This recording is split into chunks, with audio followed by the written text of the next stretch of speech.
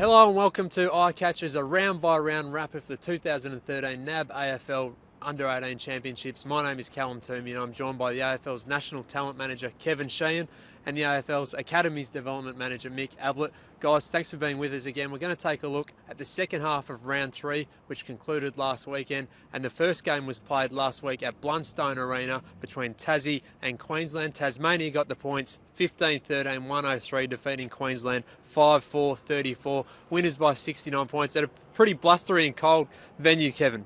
Well, certainly conditions that suited the home side, Tassie. It was 4 degrees as they kicked off at about 10:30 in the morning, and then Tassie jumped Queensland. It was 8-1 at half-time. They then kicked 7-1 in the third quarter, and it was game over. But at least Queensland in the last kick back, they kicked 3 unanswered goals to get some respect out of the game, but a big 69-point win to the home side, Tasmania. And the Kolodjasny twins were a couple to take the eye. Can you tell us a little bit about them? Yes, it's Jake and Cade Kolodjasny, of course, and played across half-back and have done throughout the championship.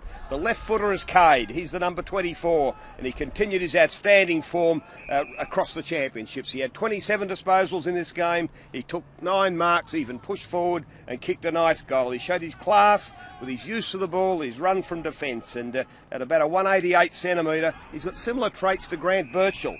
We all know the young fella from Tassie. He come across from Devonport, drafted way back in 2005. Well, Cade has got a lot of those traits. The left footer the same as him, and he looks set to be an AFL player by the end of the year. Then, of course, is his twin brother, Jake, the number 31. Also having a very good championship. He's bigger than his brother. He's a 192, so he plays in those key spots. He's growing in confidence as the championships unfold, and his round 3 game, where he took 5 marks, he had 13 disposals, was very impressive. He's certainly amongst his team's best. He's got a good mixture of speed, power and agility, and he's really emerging as a genuine draft prospect for later in the year. Absolutely, Kevin. It was good to see Toby Nankervis continue his strong form. 27 disposals in the ruck and a lot of influence around the ground. A big day for him. Who are the guys that you thought were pretty good for Queensland in a loss? Well, I think none better than Tyler Cornish, who was the in and under player in the midfield. 31 disposals, he had 10 clearances, and certainly laid 4 tackles as well. And his endeavour to lift his side at all times was very apparent right throughout the day. But another to show some positive signs for the future was a bottom age player, the number 12, Liam Dawson. He's been a consistent, tight defender throughout the championships, and then in this game, the 188 centimetre guy was pushed into the midfield and even forward. And he showed his athletic capabilities, his skill set, and he's one really to look forward to as the final rounds unfold. Thanks for that, Kevin. The second game was played on Saturday as well. Mick, you had a look at this one. It was New South Wales ACT taking on Northern Territory. New South Wales ACT far too good. 19-19, 133, defeating the NT 5-2-32, 101 points. Who are the guys from New South Wales that you thought really took the hand? Yeah, Michael Gibbons. He might be small in stature, this guy, Cal, but he's got the heart of a giant. He's just his work rate, his intensity and his appetite for the contest is phenomenal. He had 35 disposals, 11 marks, 4 tackles, 5 clearances and kicked 2 quality goals there. Very effective by hand and foot. He executes very, very smartly under pressure and just shows a real good footy now. He's exactly what you'd expect of a player of that size, and he's tremendous at exactly that.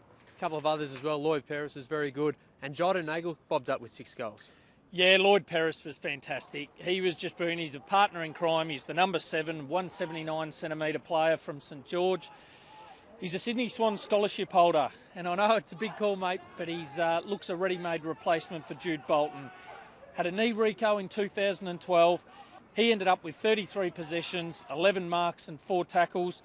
Just makes very, very smart, simple decisions with a footy, uses it within his limitations, and his transitional running and his game sense is absolutely first class, really separates him from the rest of the pack.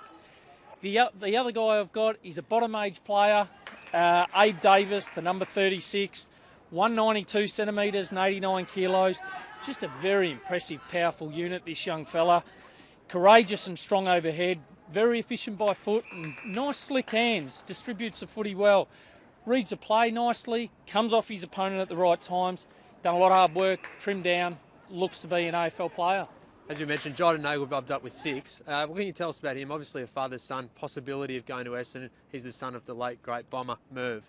Yeah, he was fantastic again, Cal. I know we've spoken about him previously, but 6 goals. Geez, the contact he makes with the ball's impressive. He's a thumping kick. He did it body on body. He did it on the lead and slotted him from all areas of the Blacktown International Sports Park. Not a lot of winners for the Northern Territory, but Jared Stokes tried hard and went pretty well.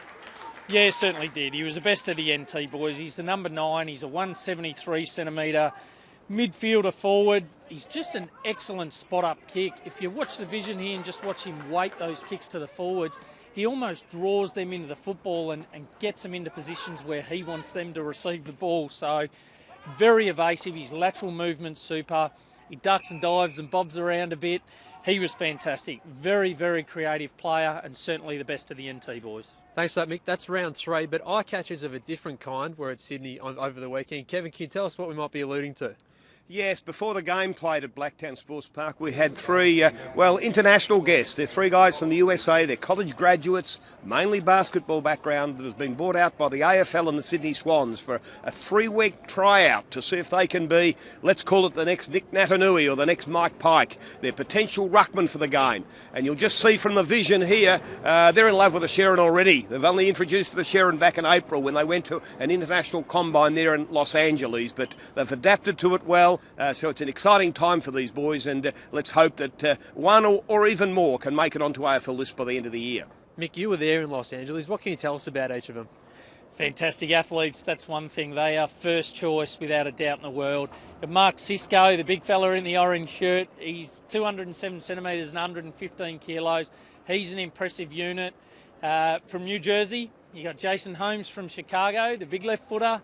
He's a fantastic athlete as well, played a lot of golf, baseball, alternative sports growing up. And then there's Patrick Mitchell, who missed the 2012 combine, was a late withdrawal, wasn't going to miss the 2013. A lot to look forward to there, and a lot to look forward to with the rest of the NAB AFL Under-18 Championships. Next 2 rounds. Round 4 starts on Friday. It's played again on Saturday over two days. Kevin, can you tell us a little bit about what we're expecting? Well, we're looking forward to the weekend down at Simmons Stadium there in Geelong. It's the big stage for Division 1, and then on Saturday we go to Visy for Division 2, Round 4. There's lots of, there's the cups to be won in each division. There's certainly the Lark and the Harrison medals to be decided, and then at the end of it all, there'll naturally be an All-Australian side announced. So a lot to look forward to with Round 4. And round 5, Mick, it starts upstairs behind us at Etihad Stadium. 3:35 the first game, and a big night. Certainly will be. They're on the big stage, mate. They're on the AFL ground. All the action happens. The champions get crowned, and the boys get to close the curtain on what's been a fantastic AFL Under-18 Championships. And of course, on Thursday, the Division 2 titles will be decided at Victoria Park. That's it from us for today. Kevin Sheehan, the AFL's National Talent Manager, thanks a lot for joining us. Yourself as well, Mick, the AFL's Academy's Development Manager. I'm Callum Toomey. We'll be back next week with a big wrap with the All-Australian team and everything to talk about out of the NAB AFL Under-18 Championships. Stay tuned.